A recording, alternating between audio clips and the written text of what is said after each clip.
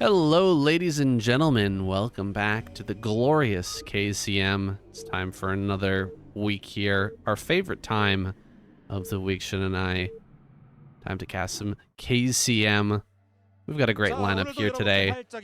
Not the absolute pinnacle of a lineup, but this should be fun. This should be interesting. We've got Sue in there, Saxory, a fan favorite. Shuttle, gonna mix things up for us. Stork in there as well, Rush. Some of these players we don't get to see very often in the KCM. Yeah, I'm actually quite happy about it. Sue's a bit of a SC2 lad, so he's not really been performing at the highest of caliber recently, but maybe he's been practicing a lot. I'm curious to see how he performs. And yeah, there's a few team captains. You know, you got Hero for the Zerg squad, BC for Protoss, and Rush and Sharp also been playing pretty spectacularly well in the last year or so. So yeah, I would say this is a pretty balanced week of KCM. I'm looking forward to it.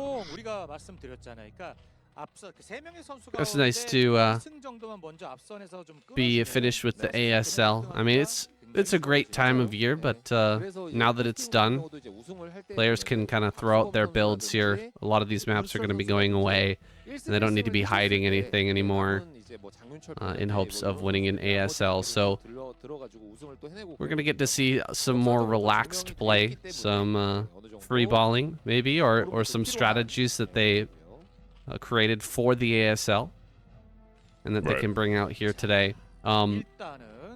Notably missing here right now is Snow and Soma, but Shun, did you see the Jinjin video about Snow?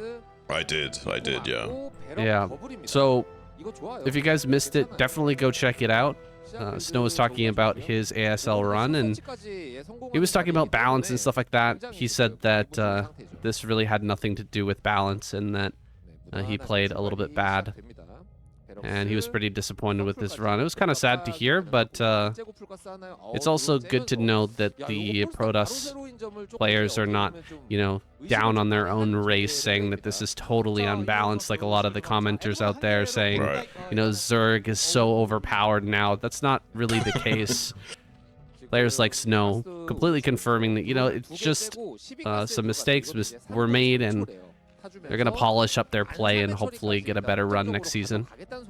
Yeah, to dig a little bit deeper into that, Snow was talking about how he had a lot of build orders planned, but they were based on what spawn positions he was getting, and he never got the spawn that he wanted to use the build that he really wanted to go for. So most of the time he was going on fullback builds and never quite got lucky as well. So the reality is, at the highest levels of play, you need a little bit of luck as well as skill and talent all combined into one, and Snow was a little bit unlucky and a bit underperforming. Got a bit of a bunker rush now coming out from Sharp.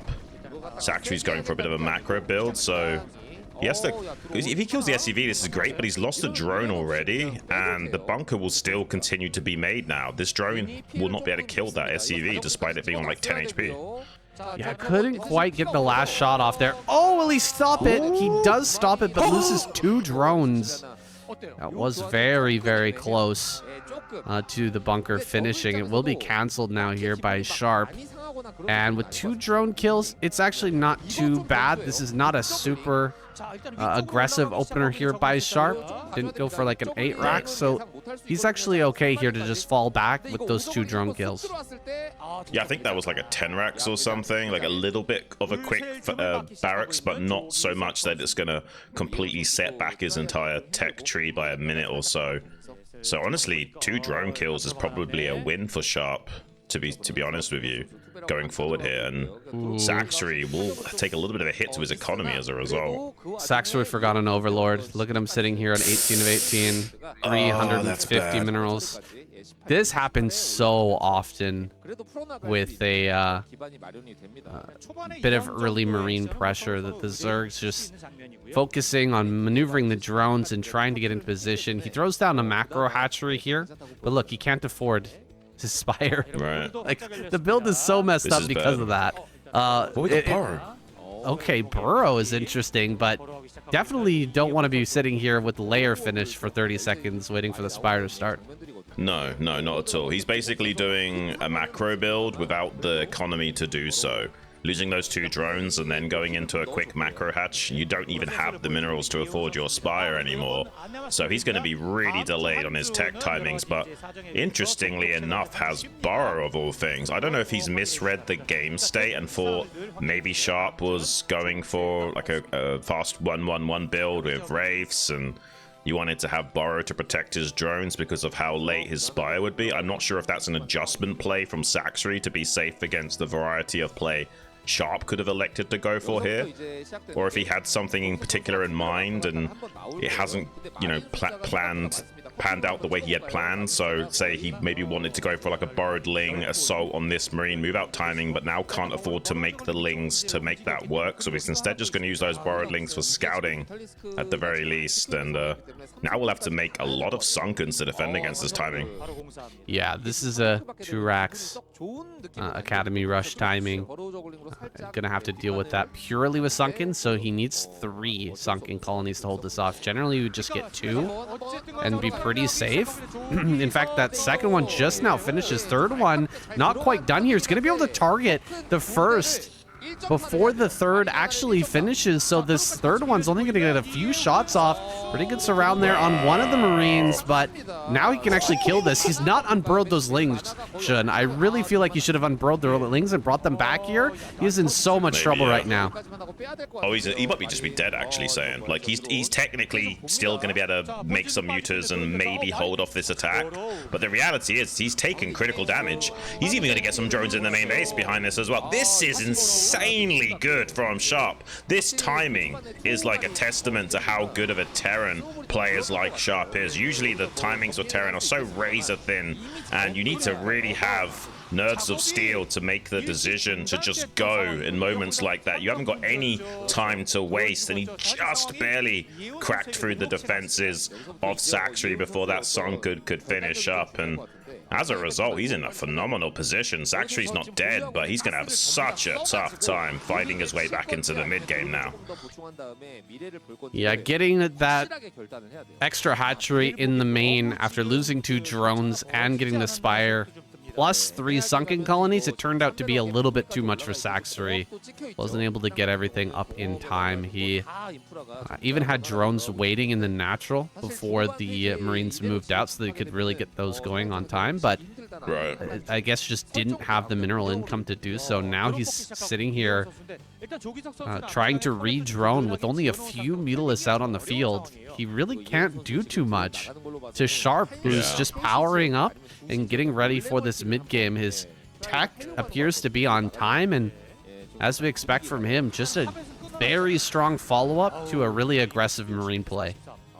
And this is a great example of why pressure builds from Terran are so good. You don't even have to 8 racks, just, you know, making a slightly faster barracks and putting on the pressure early can really abuse a Zerg that's playing ever so slightly greedy. And now he's in a great spot going forward. Saxry's going to attempt to expand in the other corner of the map here in the top right quadrant, but I'm not even sure if he can make these Sunkens in time to hold this, you know. He might just be dead. He's got like barely enough mutas to one-shot these Marines, but the 2 creeps aren't even finished. If Sharp identifies this, he can just potentially push and kill Saxry with this next arrival of Marines.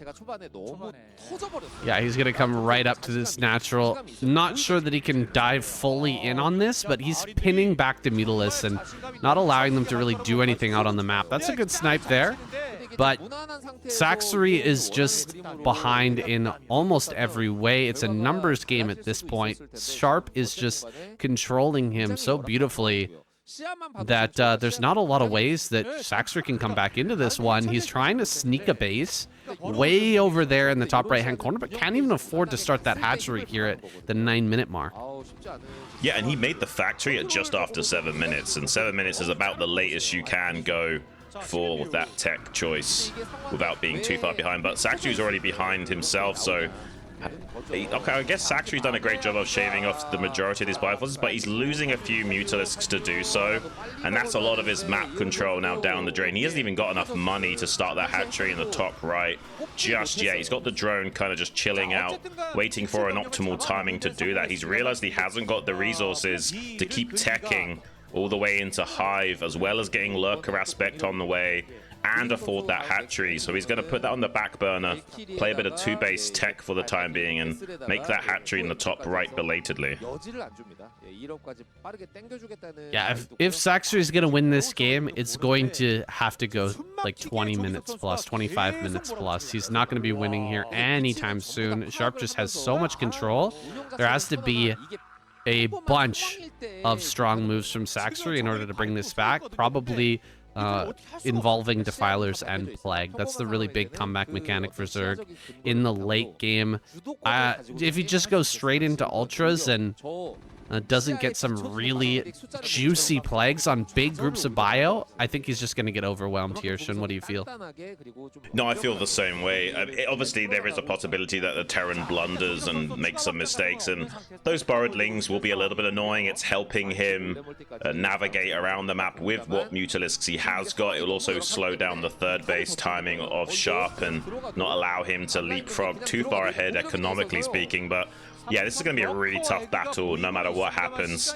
Saxor cannot allow more and more bio to get down here until these lurkers are finished. It's just about to hatch in a few seconds, right as another massive ball of bio arrives at his door. He's starting to set up the Nidus Canal preemptively. He's got the hatchery on the way in the top right. He ran 2 Hydras up there as well, but Sharp smells blood in the water. He's going to try and run it down in the natural expansion. The 2 lurkers just barely finish up, but with some good target firing and splitting of those Marines, he can overrun this position, and he is doing so. The Mutalisks are coming back to defend. 2 more lurkers morphing on the high ground, but what you see is what you get. There's not much left in the defense of Saxor, and he is going to target down that hatchery. Even in a Radiate comes down to that pack of mutas, and it just completely eviscerates them. Saxor has almost nothing left to defend besides that base in the top right will soon be connected to that Nidus Canal, but those lurkers on the high ground will not be finishing up in time to defend that Nidus Canal even. It looks like Sharp is going to do it and take him down now. GG. Saxor falling apart under the 2 racks pressure play of Sharp. Bit of a mediocre show from Saxor here. We haven't seen him for a while, but it's sad to see him in a form like that. Missing his Overlord, taking all that damage in the early game. Sharp definitely looking pointy today. Well, Saxor has been skewered by the pointy end of Sharp's army. Those Marines finding purchase there in the natural again and again, and never able to get his feet under him. Is going to turn the game over here to Shuttle now, who's over in the top left-hand corner. We'll see if he fares any better against Sharp. Definitely on paper, Sharp should be the victor, but we've seen occasionally Shuttle bring out some pretty solid play. Will today be the day? Well, once upon a time, this guy was an ASL champion. It's just ever since then, he's kind of been a bit of a living meme. Seems like he almost enjoys throwing games and making his teammates mad at him just to provide entertainment for his stream or something. He's either a master troll or a master sausage monkey, that's for sure.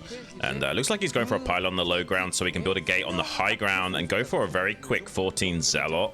Maybe allowing him to put on some pressure to Sharp if Sharp wanted to go for something like a bunker expand or a CC first hit. But it's actually going to be an 11 gas from Sharp. This is great against what Shuttle has elected to open with. He'll have a slightly more crisply timed factory, so it's harder to stop that SCV from building the factory. You know, it takes like 5 to 7 seconds less time to finish that up and get a Vulture out. So the initial Zealot pressure won't quite be as formidable for Sharp to deal with. This is a very typical Sharp style of play. Look at how ready he is to start mining this gas, bringing the SCVs over here. Wants to shave off every tiny little second he can into getting that factory out as quickly as possible, and we're going to see that factory timing here in a moment. Man, is it crisp. What is this, 220? 221 factory, damn. Yeah, that's pretty good. Pretty that is good, super fast. Yeah. Just to put it into perspective for you guys, a 12 gas factory is 229, so almost 9 seconds ahead of schedule with that factory. Makes it so much harder for that Zealot to do anything, and he's even sending the Zealot the wrong direction at the moment. So it's going to basically do nothing in this game, and it looks like Sharp won't even be forced to make more Marines than he wants to as well. There is a second Zealot on the way, but that Vulture is going to be so much more ahead of schedule that the Zealots will not accomplish as much as Shuttle was hoping for. Good chance that these Zealots just feed into Sharp, and he ends up getting, you know, 2 free kills instead of just 1. So that second Zealot may kind of bite Shuttle in the butt here. Let's see if he can do anything against these Marines as the Vulture's about to pop out. SCV in the main base, gonna get a good scout on here. SCV's a little bit out of position, not in the right spot to block these Zealots, but I think a good choice here by Sharp to just give up the high ground. He knows this Vulture's gonna be here in just a moment, and so he wants to take on these Zealots with his full force. Yeah, there is a way that with the probe, 2 Zealots and a Dragoon showing up, he can still make this work. Might need to repair that Vulture with the 2 SCVs at some point to avoid losing. And if he gets forced back down to the low ground, there's a chance for this working out for Shuttle still. The SCV's not really doing the best of job. He's taken the shields off of the Dragoon, but it's more than healthy enough to hold this ramp and cause a little bit of a thorn in Sharp's side. Even killing the SCV, there's great value, and he's actually doing great damage to Sharp right now, and there's not really an easy way of Sharp to stabilize this and still be in a good spot economically speaking. He's trying to get some good target firing down onto those Zealots. He will eventually clean up one of them, but now a second Dragoon has arrived on that high ground. Range will be finishing up here shortly for Shuttle as well. This is going to be super tough for Sharp to come back from. He's going to dive potentially on that Vulture as well. Running back to the high ground is a bit of a smarter move, and he's even going to kill some more SCVs. This is really big for Shuttle. Finally, Tank comes out here. Going to target down the Vulture, but we'll lose at least 1 Dragoon. Everything going to be pushed back here. Shuttle better not wander 1 more Dragoon in there.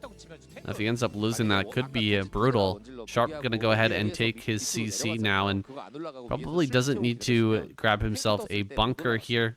Just holding the high ground for now. Pretty good pressure overall from Shuttle, though. I thought that Sharp had the correct mix of units with 2 SCVs, Vulture, and 5 Marines. I thought he would be able to hold that, but a little bit of sloppy SCV control. Wasn't able to get them in front of the Marines properly, and had to keep backing down that ramp, which made things much more difficult for him. Now he's here with this CC a little bit behind schedule, but he's still got a fighting chance for sure.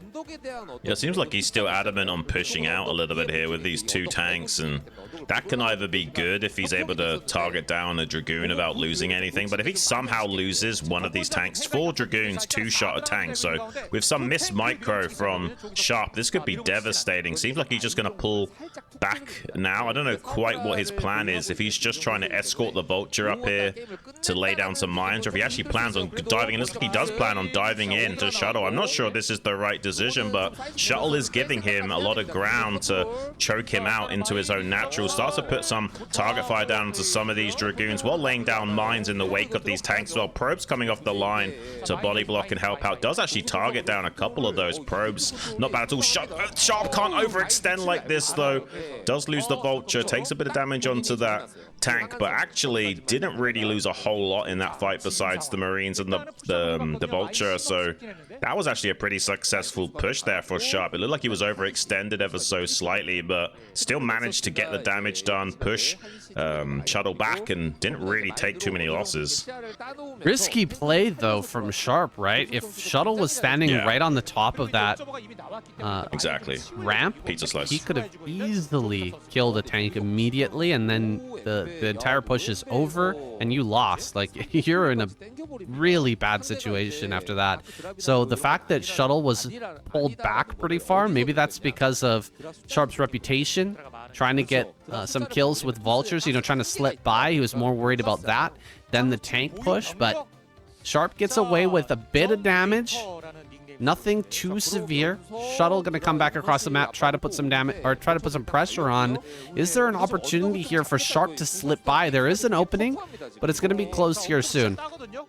Yeah, he hasn't got siege mode just yet, so he has to be proactive and try and hold this high ground position like he's doing now and not allow Shuttle to get into optimal firing positions. If he just lets Shuttle roll into his natural expansion without siege mode, the Observer would help clean out those mines and he would just get overrun very quickly. Now, finally, though, with some more tanks trickling out, he might have to fight this, but Shuttle pounces on one of those tanks, takes one of them down. There's not a lot of fodder as well to soak up these phase disruption shots, but with the 3 tanks here still, should have enough damage available to him. 2 vultures slipping by, 1 survives and gets into the main base, distracting Shuttle, forcing him to operate on 2 fronts right now. He pulls back to the second pizza slice. Sharp comes out to meet him, but he might lose another tank for it if he's not careful. Ooh, getting a little lucky there. Missed shot. Going Shuttle's way, managing to get a tank. 1 more kill. Not too bad here for that run by. Definitely Sharp's calling card, getting vultures into that main base and dealing some damage during a moment of engagement. Oh, mines here. Does get a little lucky again with the miss shot. 50% miss shot with those Dragoons. You could end up losing a lot, but he manages to only take 1 single Dragoon loss and some additional damage. Still has enough, it seems, to hold off a push, but Sharp coming directly across the map. This is a little bit crazier with just 3 tanks. Yeah, 3 of those Dragoons are softened up, saying maybe he can still make something work, but needs to be careful because he could easily gobble him up if he overextends. He does wisely pull back now. Hasn't got a lot of heavy hitters in his army. Just 3 siege tanks, not enough DPS to chew through those Dragoons before they would get absolutely destroyed. Third base on the way for Shuttle. He's just barely not catching these tanks. He might still manage to get 1, but with siege mode finished, should be able to retreat back now to the safety of his natural expansion. He doesn't kill the siege tank. There is a vulture that got to the third base to catch some probes. Maybe he tries to slip in a vulture into the natural as well. That gets body blocked and shut down easily by Shuttle now. And we're going to have a real game on our hands because neither player is really in a great spot. Both of them have kind of taken losses in the early game. Sharp looks pretty solid, but honestly, this doesn't look too bad for Shuttle either. Yeah, some of these move outs pretty questionable from Shuttle, or from Sharp there. Shuttle almost loses his Reaver, really close. We'll get 1 probe on the outro. Pretty wide open here in the main base. It's going to be hard to defend this Reaver. Tank count pretty darn low for Sharp, and Shuttle starting to amp up that gateway count, really lean into his production before getting that 4th base. Yeah, and he's got the Reavers to shut down any kind of mid-game push timing from Sharp. Obviously, that's micro-dependent.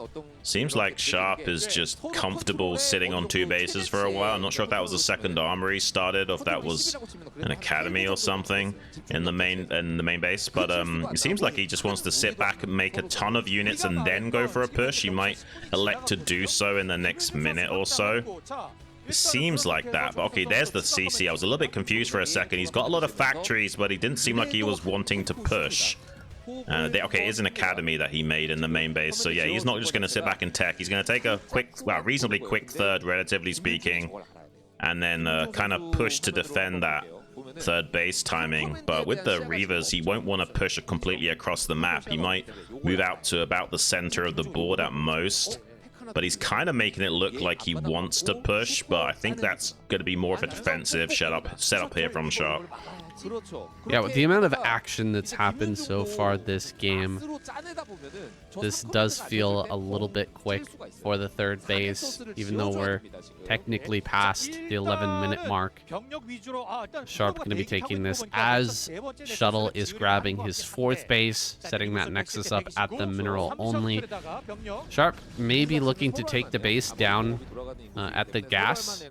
The gas location for the third base, but the way that he's playing, I think it might be better to take the mineral only because he looks like he's going to be going for that really high factory count 1-1 style of play that has been really popular lately, and having the command center behind the push and a little bit easier to defend might do well for him, but he's actually gone down to take this third gas, and I'm wondering what he wants to do with it. Is he really going to switch into an up-mech style of play after he gets this third online?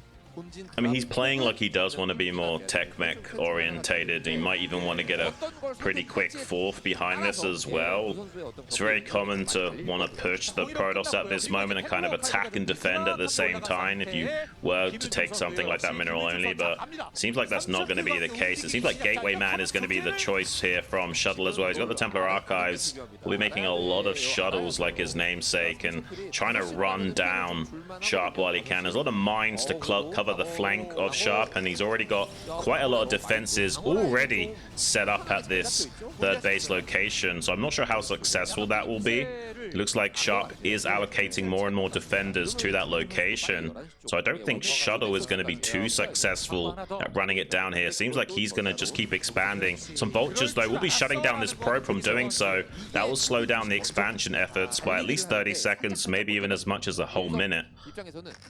Yeah, that's pretty annoying. Shuttle just wanting to get more bases online here. He's kind of realized what Sharp is up to. Taking this base and getting that gas online quickly means there's likely to be a starport behind this, although I don't see it just yet. Is he really going to sit here on 3 base with 3 gases and just go 1-1 with a huge assault? You can afford like 9 factories on 3 bases like this pretty easily, and 3 machine shops as well can make you a lot of tanks. You can max out very quickly with a build like this.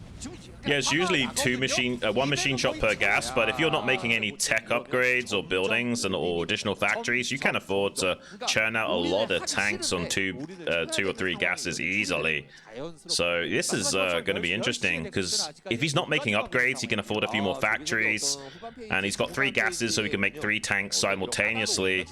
And yeah, this is going to be interesting. Shuttle feels like he can come in and attack this. I'm not sure this is a good idea from Shuttle, but he's going to go for it anyway, trying to get some good Zealot bombs onto the frontline tanks. Reavers as well, dive bombing out on top of those tanks and starting to shell the Goliaths and Vultures, but they quickly get eviscerated. Finally, some Psionic Storms starting to blanket that Terran metal. There's so many Zealots that are left in contingent for Shuttle as well, and there might not be enough Vultures to soak them up. It's possible that Shuttle is going to trade out a little bit better than we expected. There is still enough adequate defenses at the third base, though, for Sharp, so we can't just rotate around to that. So it seems like Sharp has weathered the storm, and despite that attack being somewhat successful for Shuttle, I still think it went a little bit of Sharp's way.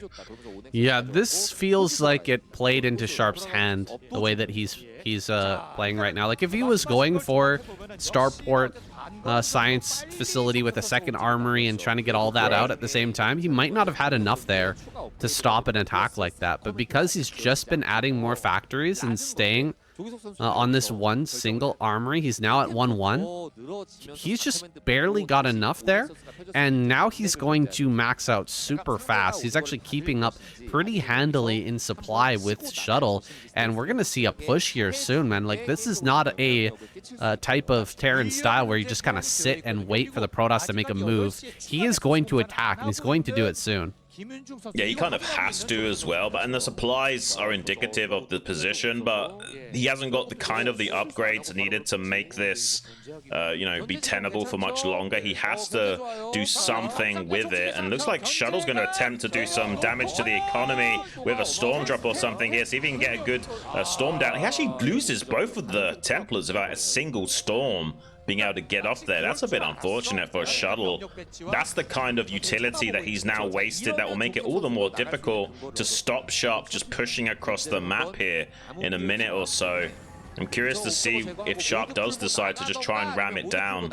He might be waiting for like 170, 180 supply and then go, but I think if he could see the supplies right now and realize how many probes that Shuttle has as well, he might even already be pulling the trigger on pushing. Yeah, I think he's just getting all of his hotkeys together here, making sure that he pulls as many tanks as possible from the back line, right? Doesn't want to leave anything on the table here when this push comes across the map. Pull some of those tanks out of the third base, you know, out of the main base as well. Make sure that he's got everything here for this attack, and that has the best chance possible of defeating Sharp here and now, or of defeating Shuttle here and now, excuse me, because you don't really have a good long game plan here from Sharp. He's going to take that fourth as kind of a backup plan, and I guess he'll end up throwing down a starport after if this push doesn't work, but he's rallying everything to the front. He's taking the center of the map, and he's getting ready for this push.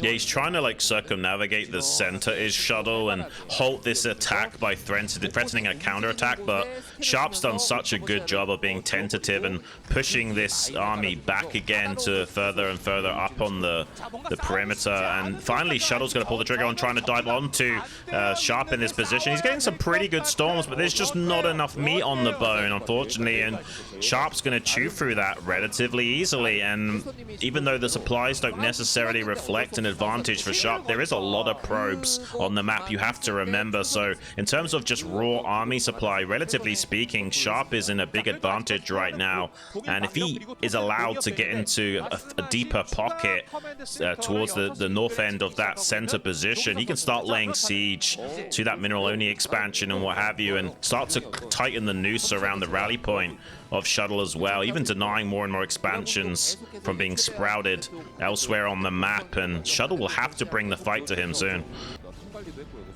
Yeah, I really like how Sharp is playing this out, being very tentative with how he's pushing, taking the center of the map here. Some pretty good storms there. Follow-up storm is actually going to get 2 tanks, not too bad. We'll end up losing some of these Templar though. But just pushing right through the middle here and not being, you know, overly eager, waiting for extra vulture rounds and just making sure that he's got the supply that he needs. I think this is pretty good from Sharp, and in fact, he is going to start that science facility now.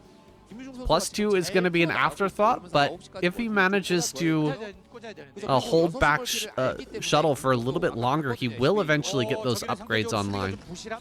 Yeah, I think he's just worried about overextending and getting gobbled up by Shuttle, and it's not a bad game plan. He's already got a 4th base established now, and that's a gas expansion to boot. So it does kind of make sense for Sharp to just sit back, and this might be a mistake from Shuttle to try and push into this entrenched position. It's very tight corridors to try and get through. Zealot's finding a little bit of a perch on top of those siege tanks, but it's not good enough. Even without that many vultures here, he's going to clean through that, and you can see just how much the geometry of the map really comes into play in the center. There's so much bottlenecks and small channels for the Protoss to try and get through. It's almost impossible for surface area to be ascertained by those Zealots, and optimal firing positions to be reached for those Dragoons as well. So it looks like Sharp is going to do a lot of the little, and he's still slowing down the expansion efforts of Shuttle with these little small vulture raiding parties, which is fantastic. It's going to really stifle the growth of Shuttle and allow Sharp to catch up in a big way. He's taking the mineral only expansion now, so this is going to be really rough for Shuttle if he can't do anything anytime soon. Yeah, he's been lacking on storm drops since that one didn't work out at the 3rd base. This base down here at the bottom center is pretty well wide open when it comes to drop play. If he'd been able to get down there and start to kill some of these SCVs before attacking into that army, things would have been a lot better. But now he's moving his army down here. Can he still get the damage that he needs? Some storms come out, but he's being pushed back away from this bottom center. Sharp doing a good job of getting in his way and preventing him from laying siege to this base. Now moving along the bottom side of the map, Sharp is looking poised to maybe try to split this map and control the bottom left. Yeah, I mean, Shuttle's done an okay job at trading army, but he's done almost nothing to cripple the economy of Sharp at all, which is very problematic. The supplies seem like they're really good for Shuttle right now. He's almost maxed out. Sharp's barely at 150.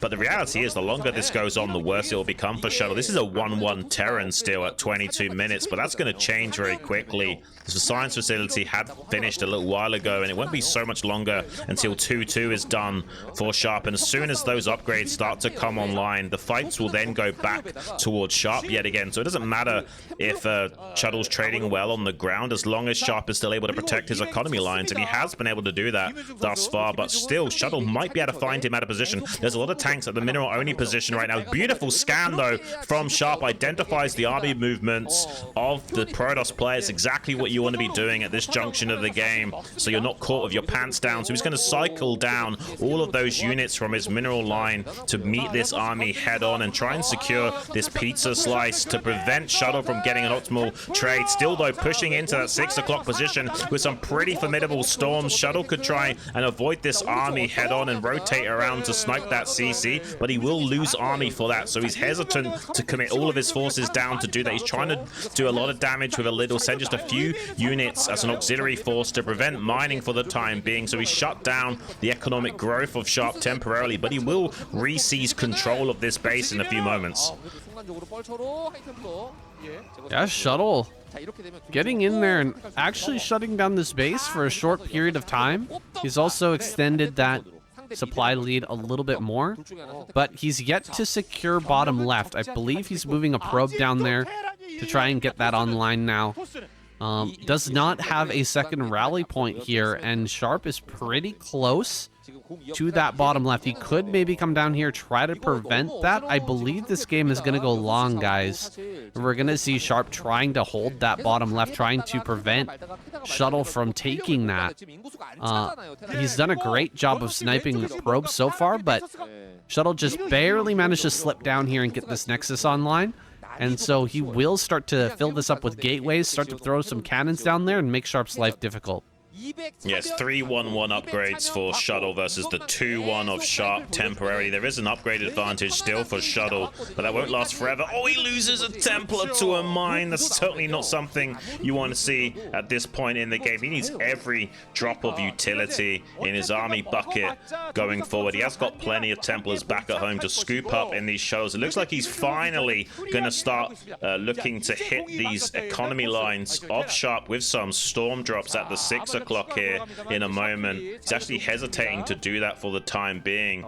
Maybe he wants to use that with his army as well. Maybe he's realized he hasn't got enough utility to keep throwing away and wants to maintain enough to fight the Terran head-on. But this base in the main, in the bottom left, is so late that at this rally point isn't going to be as much of a win condition as it should be. He's rotating around to the other side of that. He's trying to basically pull Sharp out of position, make him allocate all of his forces to this other side of the map so that there's no pressure on this other main base that he's currently setting up. Beautiful EMP hits 2 of those Templars, though. This is really all Sharp needs to do. Just remove the utility from this army, and the upgrades will do the rest here for Sharp. As long as he doesn't stack everything up really, really tightly and removes a bit of that threat, that storm threat, his army should be better. There's a Stargate in the main base, and he is upgrading probably attack damage there on the cybernetics core. So we may end up seeing something interesting here. A switch into carriers from Sharp at the 11th, or from Shuttle at the 11th hour. Yeah, I mean, it could work out, but he's going to have to stop Sharp ramming it down soon. There'll be a bit of a moment of weakness while he's trying to make those carriers where he can't, field a large enough army to meet the Terran head-on. And generally speaking, you don't want to meet the Terran army head-on ever as Protoss. You kind of want to play keep away and keep running rings around them in the center and threaten counterattacks and force them to pull back over and over again. Seems like Sharp has finally found a good timing to start ramming it down on this bottom left quadrant. he gets set up on these pizza slices nicely, it's going to be so hard for Shuttle to dislodge him. He's trying to keep him at bay for as long as possible. Those carriers will be so far away, though. He's going to have to like try and hold the line for a good 5 minutes or so at least before they really become an active threat on the map. And I'm not sure if he's going to have the army to do it, because he needs army supply free to make the carriers, and he's got like 70 or 80 probes or something ridiculous right now. So he hasn't actually got a large standing army, and if Sharp can force him into a frontal engagement, he should outtrade him. Yeah, it's gonna wrap around here, and Shuttle's walking into this army a little bit. Ooh, nice storm there on all the Goliaths. Those are gonna be key for dealing with the shuttles going forward. 3 shuttles here with a lot of high Templars can really change the math when it comes to fights in this late game situation. Sharp pressing around the left side, not going directly towards this pizza slice. He's gonna wrap around here and look for some kills on the units that are being rallied, and you can see that very few units are rallying out right now as Shuttle begins this carrier transition. Just Sharp is so big, he's got so much economy behind this. I don't know if this is even going to matter, the transition here from Shuttle, even if it is, you know, 4 or 5 carriers before they get shown. Sharp should be able to make enough Goliaths to handle that. Yeah, I mean, just having those carriers alone means there's like 10 less Dragoons or Zealots that he can even make right now. Plus 3 weapons have just now finished for Sharp, which is why he's using this as a trigger timing to try and shove it down the throat of Shuttle right now, hitting the 9 o'clock base while also containing that rally point in the bottom left. A lot of forces are starting to stream across the map for Shuttle, but it's predominantly Zealots. As long as there's enough Vultures here to screen and soak up those Zealots, Sharp might be able to go all the way and push down and either kill this Nexus at the 9 o'clock or maybe even threaten the rally point entirely and get a good kill on that as well. But it seems like he's electing to focus most of his attention on killing this Nexus at the 9 o'clock. D-Matrixes have been used quite in high number to keep this force going, but beautiful storm on those 2 tanks will make it easy to clean up this besieged force and not allow Sharp to get the kill on that Nexus. And if Sharp waits too many units to do this, eventually the carriers will have more potency. He's finally now scanned them. He sees the timing of those carriers. He knows he's got about a minute, maybe 2 minutes to make this work. So he needs to use this timing window as effectively as possible and go full steam ahead, kill this Nexus at the 9 o'clock, and either push northwards to this other expansion in the top left pocket and threaten the mineral only simultaneously. But this is a bit risky because now he can bring the Protoss infantry to bear on this force, and it's slightly out of position. Sharp has had a hard time getting all of his army mustered in one location. So far, Shuttle's been able to break bits of it off piecemeal style, and he isn't going to have enough to run down this entire army, but he is keeping Sharp at bay, buying some precious seconds for those carriers to finish. Luckily, Sharp is able to kill the probes at that mining base regardless, and looks like he might even get the kill on that Nexus eventually. Maybe Shuttle still hasn't bought enough time for himself. He has got his base in the bottom left, but that won't necessarily win him the game. The carriers will have to do so much heavy lifting now. Yeah, if this base in the bottom left was dead, though, I feel like Sharp, or excuse me, Shuttle would just be out of it. Like, he might just leave the game. But that's his small, tiny bit of hope there, is this base, this outpost down here, and what it means for the continuation of this game. He can hold on to that location and keep that as a thorn in the side of Sharp. Sharp will not be able to expand to that location. He can storm over the wall here and deny mining from that mineral only.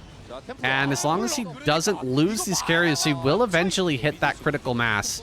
You know, 7, 8, 9 carriers when things really start to get out of hand, and maybe he can do something like dive into the main and start to get on top of those factories. Storms coming forward here. A lot of Zealots and Dragoons on the low ground, but tanks are in very high number here still and will be ripping apart this ground army. He dives on top of a carrier coming out of the rally point, gets a kill on one of those. Hard to reach that critical mass when you start losing carriers as they're popping out of the Stargate. Yeah, he's got 5, not 6, which is not quite adequate enough. 4, you can kind of do something with, but 6 is where it really becomes scary for the Terran, and he's just had 1 sniped, so he's lost that potency, that power spike that he needs to start shutting down the count of Goliaths that are in support of this arm, and he's got so many Goliaths here. 3-2 upgrades now on this Terran metal. He's got +2 air weapons maybe, and +2 shields helping out the carriers, but it's not going to be enough. It looks like Sharp's got enough gas in the tank to run it down, and he doesn't even need to kill this base in the bottom left. It seems he wants to go for an alternative win condition of just forcing the carriers to fight and threatening the infrastructure in the northern hemisphere now, and he's not really gaining much from these mining bases. His shuttle, like, there's a little bit of trickle of gas coming in from these assimilators, but really if he shuts down the production of those carriers, it's going to be lights out. He's targeting down the Templars as well. They can't even get a storm out. Complete disarray right now for Shuttle. He's so distracted microing his carriers that all of his infantry is getting absolutely gobbled up by those siege tanks. Yeah, it looks like he's about to tap out. He's just not even moving his carriers here. There it is, GG. Shuttle taps out, and Sharp is on a roll. Miyane. Sorry, guys. Oh, Shuttle talks to his fellow Protoss players, as he does in every pro league. Unfortunately, not able to get the win there. As expected at this point, honestly. You guys gotta watch some pro league and see how these guys react to the way Shuttle plays. Especially when rolling the dice for the ace match. It's so funny. Everyone's like, not Shuttle, not Shuttle. They literally pull their hair out if he's the guy, you know? Yeah. It's like an emotional roller coaster for those pros when that happens. And he's got this like funny thing where after he loses, he comes in all sheepish, like, sorry guys. And as soon as they're like, oh, it's okay, Shuttle, he's then suddenly back to his hyper animated self, like he was never ashamed to begin with. It's kind of funny. Yes. Immediately talking trash and making excuses. It's a good time. It's a good time. Sharp here gonna be going for an 8 racks against Sue, who spawned in the bottom right hand corner, putting on the pressure in a big way here early on, and it's gonna pay off because Sue opens with that 12 hatchery play. It's going to be hard for him to hold on against this, although he will get the first scout with his drone at least to get some incoming information. He'll have to cancel this gas, most likely, pull a bunch of drones, but he might be able to hold on. Yeah, canceling the gas is ideal. Sometimes you don't scout it quick enough to do so, and you just don't mine anything from the gas, and you keep like 3 drones mining in the main and send the rest of your drones to the front to try and catch those Marines before they can get into the bunker. But we'll see what happens. He's kind of like delaying showing his hand here, so he's going to allow that gas to finish up before even showing the SCV and Marines in the natural expansion. He's trying to kill this SCV scout in the main base with some active drone micro. Not the worst drone micro I've seen as well. It's actually pretty good from Sue. He's going to shut down that, meaning there's only 1 SCV to build a bunker. That's something to help him out against this, but is he going to react quickly enough? He's going to suddenly show his hand all at once, and if Sue's not really on top of his response time, he might have a hard time doing this. He's pulling a lot of drones now to try and get on top of this. He just needs to kill this 1 SCV, building the bunker to kind of shut down this threat, but he's instead going to try and wrap around the Marines. 1 drone already going down, 2 drones going down, gets the surround on the Marines, but 3 drones have now gone down. So that's already a pretty successful attack here from Sharp, and he gets the bunker finished with a Marine inside to make it even more annoying now for Sue, because he is going to be forced to make a lot of lings in response to this, and it wouldn't be too bad losing 3 drones if you didn't have to make lings to clean up the bunker, but now it's even more suboptimal. Both guys giving a really good show here, honestly. Sue did about the best that he could with what he had. The situation was dire because Sharp was so good at hiding the fact that he was going for that 8 racks. He kind of baited the scouting drone to chase his SCV, and the chase micro was very good there. He sees more lings popping out here. This is so many lings. Okay, Sue has completely revealed his hand. He's got ling speed done. And he's coming straight across the map, immediately throws down a second barracks. That's a really smart heads-up play here from Sharp. He needs to pull a few more SCVs and get in that wall, and he should be okay, but let's see what Su can do.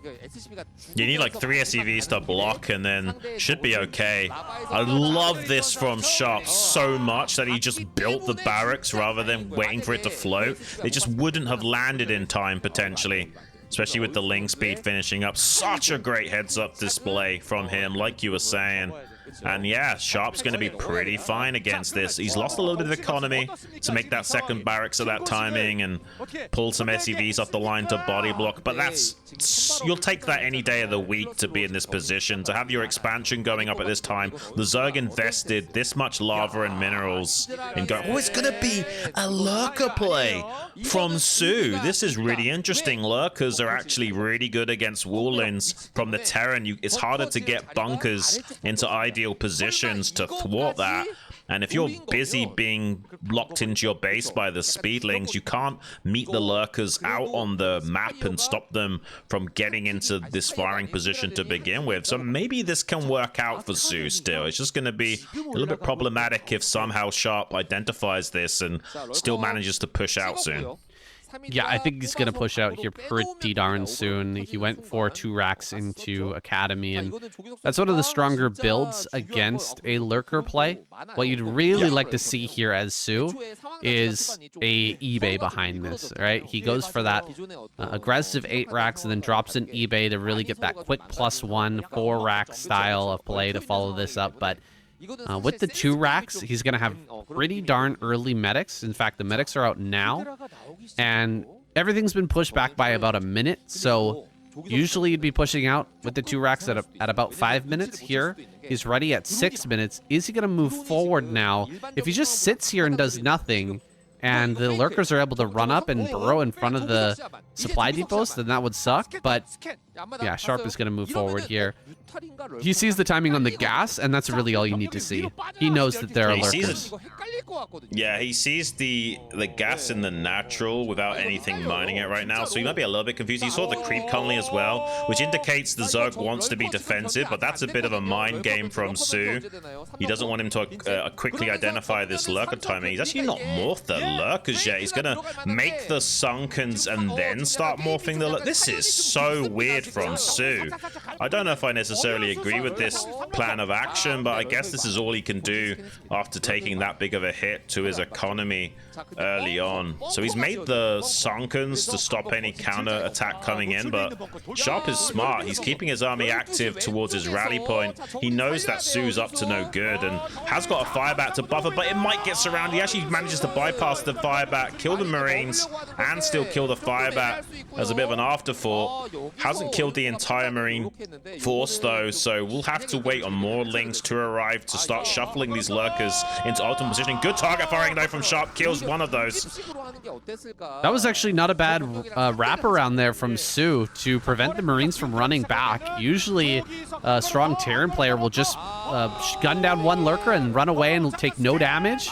He actually manages to get some hits on those Marines and kill off a few of them. Coming up to this bunker though, turns out to be a mistake. The missile turret finished on time and the scan was done as well. Now these lurkers are really low, and so any future dive is going to be hard to do. Plus, Sharp has his factory done, and he's going to be getting a tank out here soon to just shut this down.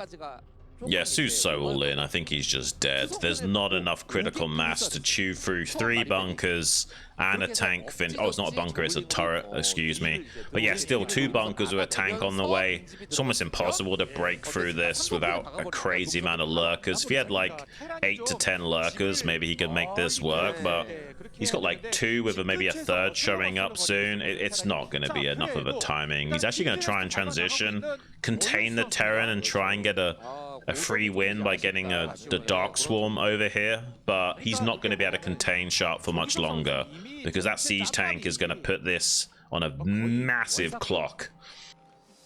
Yeah, there's not really a good way to deal with this, to get into that hive to buy the time.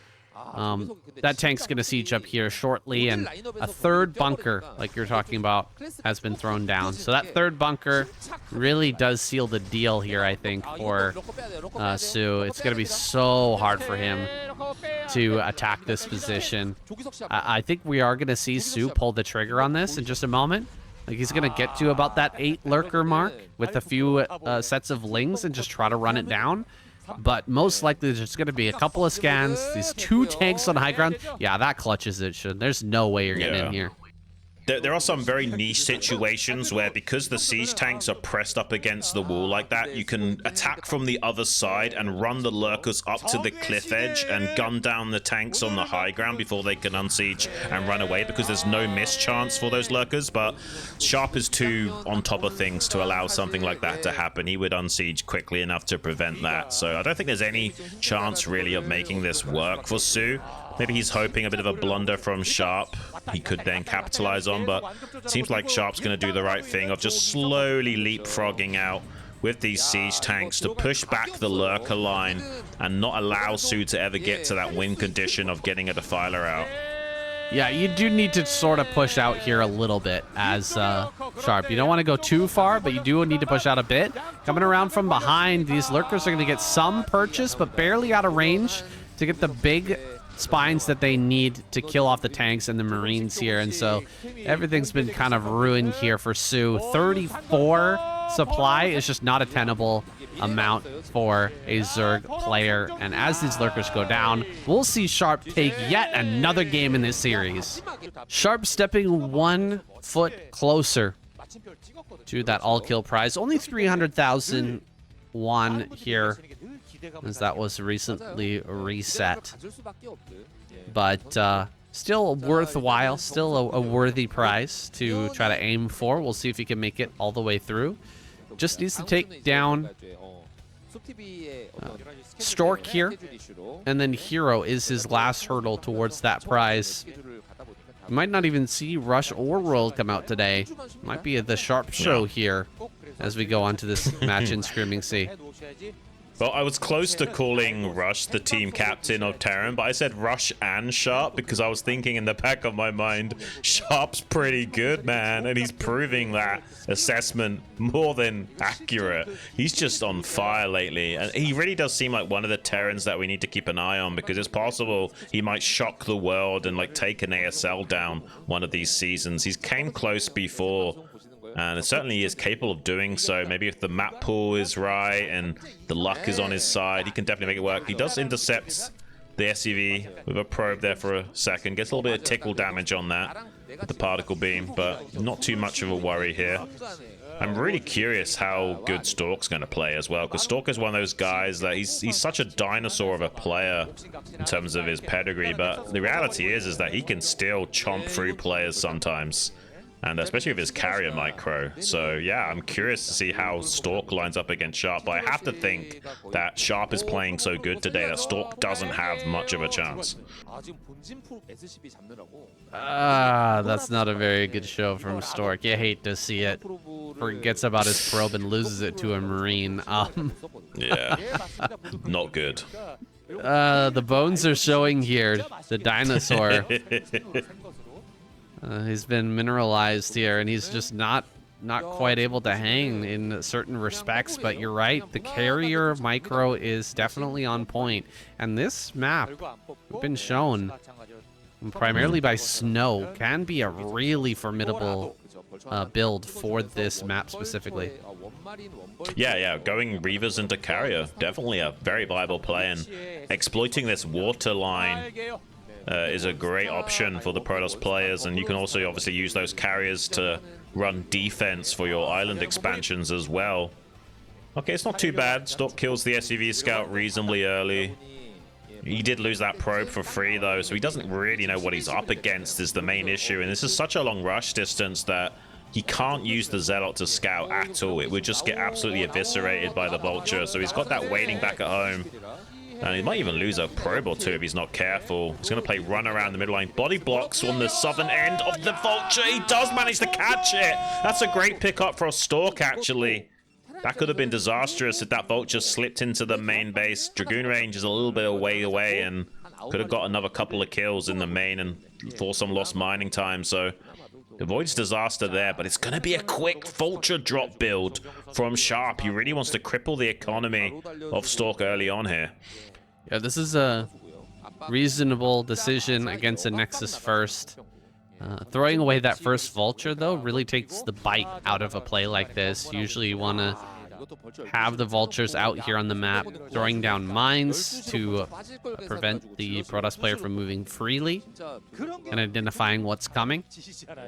And then you want to have extra vultures to try and rush the natural while the drop is going into the main, but he may not have enough to make a play like that work. He just might not have the numbers here to actually do all of that at the same time. We'll see. Might be able to just like run maybe one vulture into the natural while the drop is going on. But yeah, he has an opportunity here to ravage the economy. Will Stork be prepared back at home? Well, one of the reasons why this is such a good build for Terran is because you've got this high ground natural, right? So like holding the high ground with Marines and Vultures, you don't even really need to make a bunker more often than not. So you can kind of, you know, get ahead of the curve by, you know, saving those 100 minerals and shutting down anything that tries to put on pressure to you. And let's see what he's gonna do here with this drop and force that's pressuring the natural at the same time. Marines are being brought down. Dragoons are moving into anti-dropship positions, but while the threat comes into natural, forces Dragoons back again, starts to lay siege to those probes in the natural. Marines pushing in, but there should be enough Dragoons in here to clean this up. If he can get some good mine connections, that might help him out here. Does take one of those Dragoons down to low HP, but he hasn't really got enough damage done with this drop to make it totally worth it. Stork's holding his own pretty well so far. Oh boy, those mines. Oh, this one on the bottom. Oh my god. No way. There it goes. Spoke too soon, Sam. Yep. Caster's curse, boys. Stork almost held that very well, but in the end loses an extra, what, 5 probes there? Something hard like to tell. that. 4 Hard or 5. to tell. But he did lose a lot. Behind this, of course, Reaver into carrier. It is what it is. This is Stork's bread and butter. Sharp throws down like 5 factories though back at home. He's just gonna push. Yeah, I mean, I think this is good from Sharp. You need to do something like that. You need to just keep the pressure on, have enough units to always threaten a counter. Is another follow-on drop coming into the main base right now? I'm not sure how many vultures are inside of that. I think there's like two Dragoons to try and shut this down, but they're a little bit out of position, so he's going to kill a few probes with some target firing. Definitely a nice effort here from Sharp. I mean, this is a very minimal investment, and he's killed a lot of probes. And after that mine connection and natural, that damage is going to start to stack up in a big way. And not only did he do further damage in the main base, he also got a scout off on those Stargate before he even needed to make comsats. That's a huge deal. So he's now got 2 scanners in the bank that he doesn't have to waste on identifying that build just yet, and he can more adequately utilize his resources appropriately going forward as well to boot. So the stars are aligning now for Sharp to shut down this carrier play from Stork. Kind of a complimentary scout there, or a confirmation scout. You definitely think that Stork isn't going to go carrier here. There's not a whole lot of other ways he plays this. Bringing the probe over, looks like he's going to throw down a pylon there. Stork a little bit afraid that there might be a tank drop on that high ground behind his mineral patches, but actually Sharp has other plans in mind. Taking top left as a hidden base is interesting. If Stork ever finds that, he should be able to shut it down easily with carriers, but there's a good chance he never scouts that location. Yeah, but the thought process from Sharp is if he commits his carriers to killing this base, his carriers will then be so far out of position they might not be able to adequately defend back at home or rotate around to do further damage. So it would pull him really out of position to shut that down. Nice little tactical tank here, trying to get some siege tank shots on the mineral line, but the shuttle's ready to respond to that. So it looks like Stork will be okay, but Honestly, this is not that great for Stork still. He's taken so much damage back at home. Look at the supplies, like 15 or 16 supply behind Sharp right now. The only thing going for him is this carrier tech, but he's not got the resources adequately at his disposal to not only make infantry but also 2 carriers at a time. Sharp might just run him down here. He hasn't quite got enough Goliaths yet to go for that. He's going to slowly, tentatively push his way down towards his bridge location. Stork's in position to try and meet him, but there's already so many tanks. Oh, the shuttle is getting absolutely obliterated. I don't even know what Stork was trying to do there, but that wasn't a good idea. Yeah, he didn't realize where the army was, for sure, just sending that over towards the top. He's actually going to try and counterattack right now. Sharp should have some tanks popping out. That E-base slowing down the attack by quite a bit. Can he actually get the observer? If he kills the observer, the counterattack does nothing, but he can't quite get it. Yeah. Now the Dragoons are going to push forward just a little bit. Sharp, any tanks on a high ground? Looks like not for now, but at least he'll be able to stop reinforcements of Goliaths coming across the map. So maybe these carriers can do something. Yeah, I mean, he hasn't quite got enough of a threshold of interceptors to hold this back, though, so it still seems like he's going to lose a lot of these pylons in the wall, and he'll be shut out from mining at the very least, and maybe even losing the Nexus. This is so problematic from Stork. He's wrapping around with his Dragoons. He's trying to desperately get back to defend this, but he's going to lose his Nexus no matter what. This is so problematic. The only thing going for Stork is that he's locking out additional Goliaths from showing up, but Sharp's being a bit smart. He's trying to make a bunker to get these Marines inside to be a little bit annoying. Now, Dragoon's getting on top of those tanks on the back line. I'm not sure this is going to be enough from Stork to hold it. It's a nice idea from Sharp to make this bunker and kind of get a bit more of anti-air available to him. And now that the Dragoons have committed to laying assault to this position, there's nothing stopping the Goliaths from getting here as well. So some Goliaths will be showing up in just a moment. We can see those on screen now. I think there's enough Dragoons to still bat this back. Sharp needs to be careful not to start losing Goliaths for free to these Dragoons. There's not that many Dragoons, so it actually looks like Sharp's still going to win out on some of these trades a little bit here. He's going to eventually lose the fight to the carriers, but the bunker's going to hold for some time, and the interceptors are being whittled away gradually. So there's not a lot of teeth to these carriers yet. The bunker repair there was so ridiculous. That thing took so much damage, it just kept getting repaired. Those Dragons were firing on it for such a long time, but it was never focused properly, and so Stork loses his Nexus. He takes a lot of damage. He retains some carriers here, but he's got hardly any hope of bringing it back in this game. Sharp is just so far ahead. He's got so many Goliaths. 4 carriers can come across this map, and I don't think he can keep the interceptor count alive long enough to deal any damage here. No, I mean, I guess one of the only hopes for Stork is to hope that he catches Sharp out of position, kills the 2 or 3 siege tanks that he'll have, and then the Dragoons can help support on the ground more. But the reality is, when you got this much of a critical mass of Goliaths, that they can still hold their own against a few Dragoons. He's going to poke into the natural now, kill a few SCVs before the Goliaths can respond, but I'm not sure this is going to be enough. I mean, Sharp is going to get a gas online in that island expansion, so he won't be locking Sharp onto 2-base economy like he's thinking he has. Maybe that's the problem here, is that Stork is eyeing this up thinking, well, if he's only on 2 bases, I can still make this work. But the reality is, with the island expansion in the top left, probably going unscouted for this entire game, he won't realize that Sharp's actually in a pretty okay spot. He can churn out a lot of Goliaths right now. Yeah, he's going to be turning out a ton of Goliaths to try and keep this pressure going. There's Dragoons preventing... No way. Oh, man, that's actually way too many Goliaths.